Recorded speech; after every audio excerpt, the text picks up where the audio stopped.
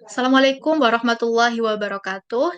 Terima kasih kepada Pak Fuad dan juga teman-teman yang telah memberikan kesempatan bagi kami, kelompok 10, untuk presentasi mengenai uji hipotesis dua sampel.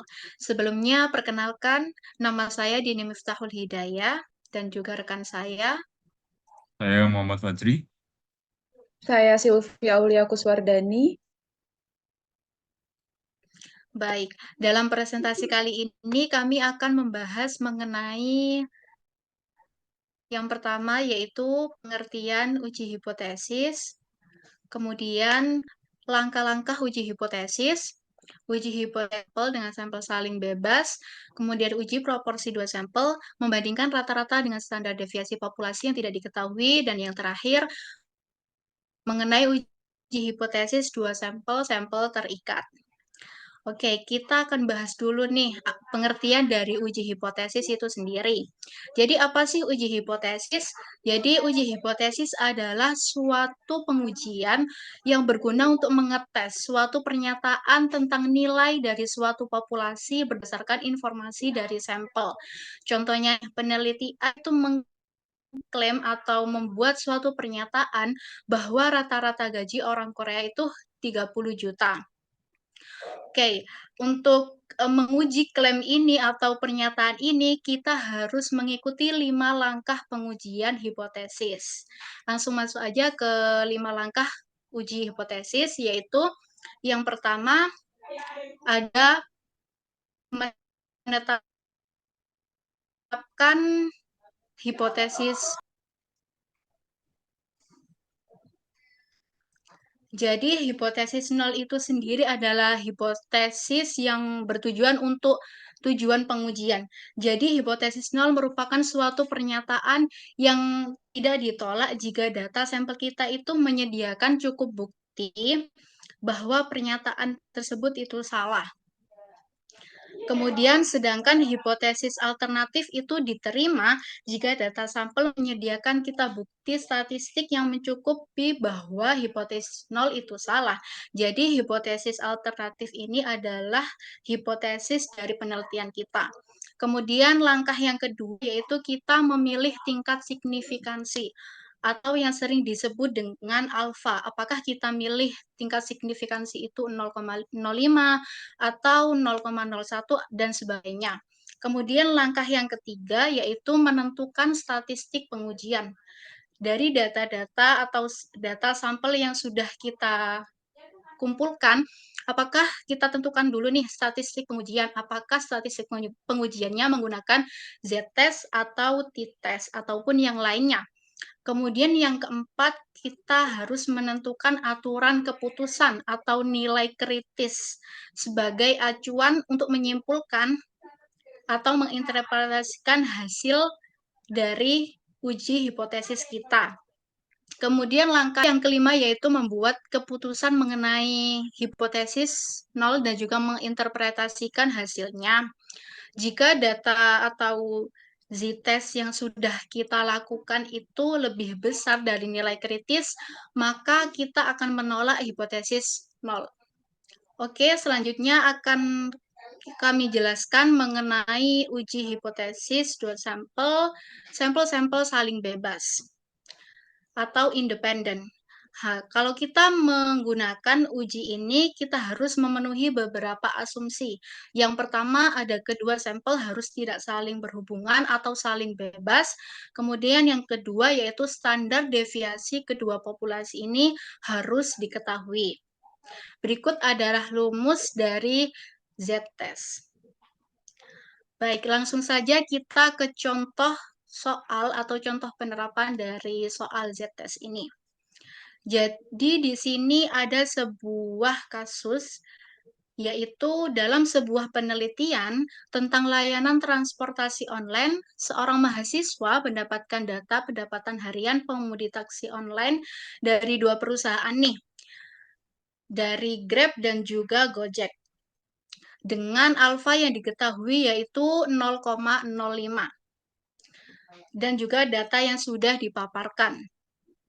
Jadi kita mengikuti 5 langkah uji hipotesis tadi. Yang pertama yaitu menentukan hipotesis nol dan juga hipotesis alternatif. Kemudian di sini diketahui bahwa hipotesis nol itu populasi Grab itu kurang dari atau sama dengan populasinya Gojek. Kemudian hipotesis alternatifnya yaitu populasi Grab itu lebih besar dari Gojek. Kemudian langkah kedua itu menentukan tes statistik. Nah, berhubung di sini populasi Gojeknya itu lebih dari 30, kita menggunakan Z-test. Kemudian langkah ketiga yaitu kita menentukan alfa dan juga poin kritisnya. Di sini sudah diketahui di soal bahwa alfanya yaitu 0,05. Kemudian kita kurangkan aja dengan 0,05. Jadi 0,5 dikurangkan dengan 0,05 sama dengan 0,45. Kemudian kita menggunakan atau mencari tabel di Z-test dan ketemunya yaitu 1,645. Kemudian langkah yang keempat yaitu menghitung nilai statistik sebagai berikut dan ketemunya yaitu 13,445. Dan yang terakhir yaitu kita membuat kesimpulan. Kita membuat kesimpulan dengan data-data yang sudah kita analisis bahwa kita itu menolak hipotesis nol karena sampel memiliki cukup bukti yang bertentangan dengan hipotesis nol. Jadi, kesimpulannya yaitu rata-rata pendapatan Grab driver lebih besar dari Gojek driver. Untuk penjelasan selanjutnya akan dilanjutkan oleh rekan saya. Oke, terima kasih atas kesempatannya. Di sini saya akan menjelaskan mengenai uji proporsi dua sampel. Nah, uji proporsi sendiri ini merupakan pengujian hipotesis mengenai proporsi atau persentase yang telah dilakukan. Jadi, proporsi ini tuh hanya sebuah rasio jumlah hasil kesuksesan sebuah peristiwa dengan jumlah total hasil dari peristiwa tersebut. Adapun rumus yang digunakan untuk uji proporsi dua sampel itu seperti yang ada di layar, dan ada juga rumus proporsi gabungan, di mana nanti proporsi gabungan ini diperoleh dari X1 dikurangi X2 per N1 dikurangi N2.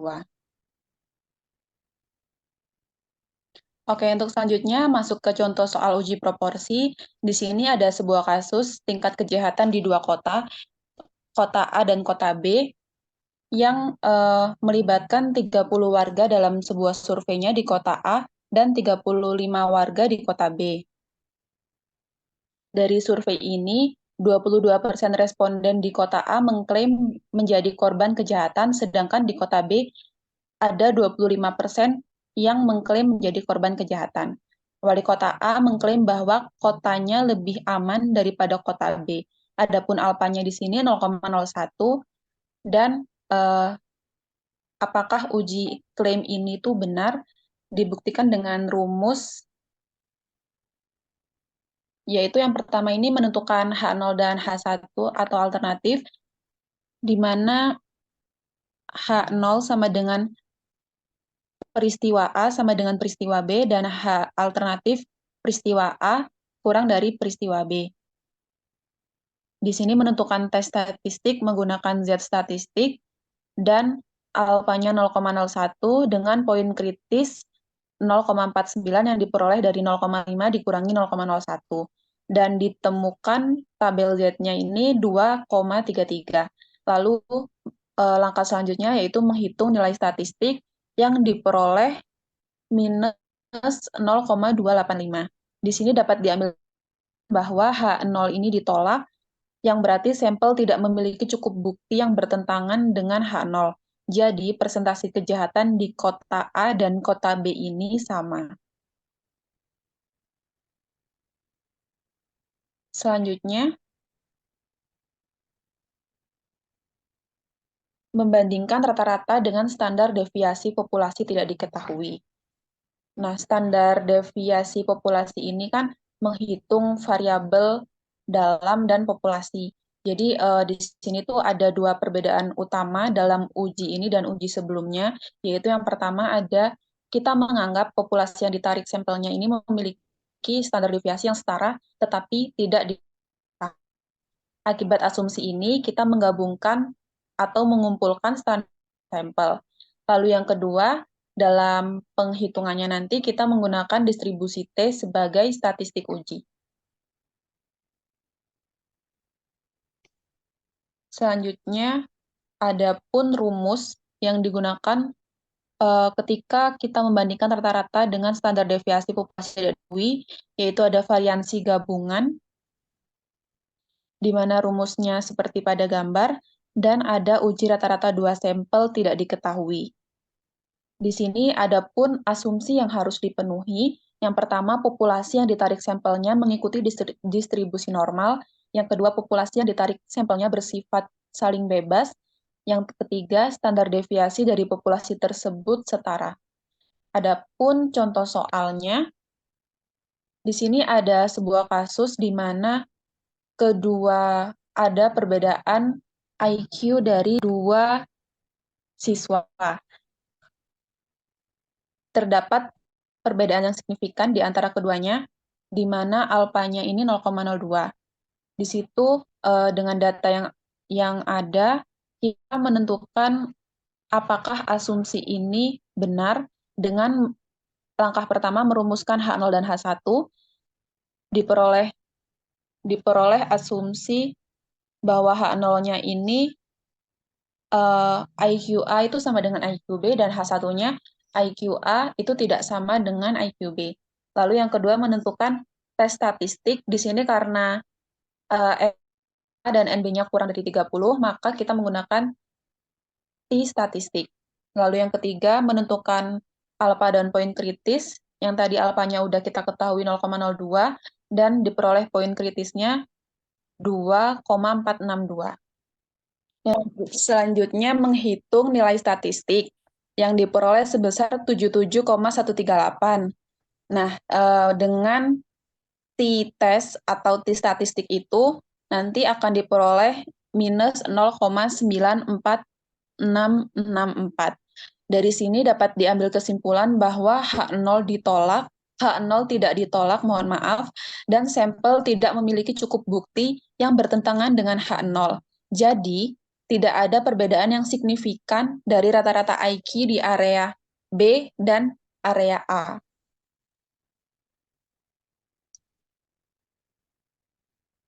Untuk selanjutnya akan dijelaskan oleh rekan saya. Oke, jadi di sini saya akan menjelaskan uji hipotesis dua sampel, sampel terikat dalam tanda kurung, dependent. Jadi di sini ada rumus dari uji berpasangan, yaitu sebagai berikut. T sama dengan D Xen per S SD per akar N. Jadi terdapat N-1 derajat kebebasan, di mana D sama dengan rata-rata selisih antara pengamatan yang berpasangan, SD yaitu sama dengan standar deviasi dari selisih antara pengamat yang berpasangan, dan N adalah jumlah pengamatan yang berpasangan.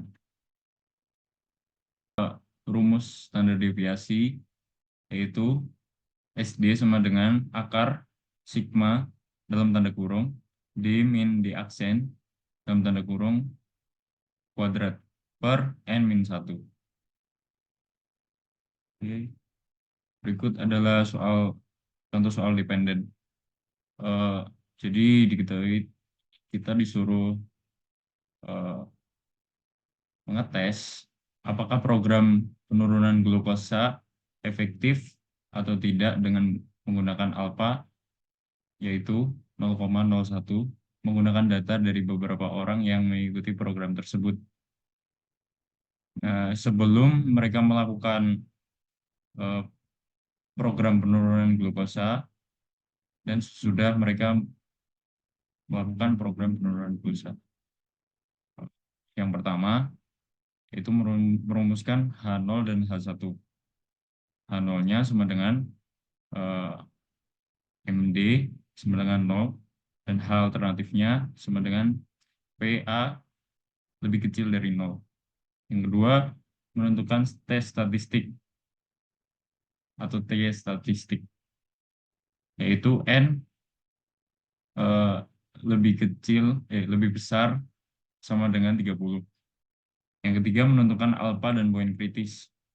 Alfa di sini sudah diketahui di soal, yaitu 0,01 dan T-nya sama dengan 0,821. Langkah yang keempat menghitung nilai statistik. Didapatkan yaitu minus 4,05. Dan yang terakhir kita membuat kesimpulan. Jadi H0 tidak tertolak. Sampel memiliki cukup bukti yang bertentangan dengan H0. Jadi program glukosa ini adalah program yang efektif untuk menurunkan glukosanya. Oke. Sekian. Terima kasih. Baik, dengan berakhirnya penjelasan dari rekan saya, Fajri, berakhir pula presentasi dari kami. Kami ucapkan terima kasih dan juga mohon maaf apabila dalam penyampaian materi tadi ada salah kata dari kami. Saya akhiri, wassalamualaikum warahmatullahi wabarakatuh.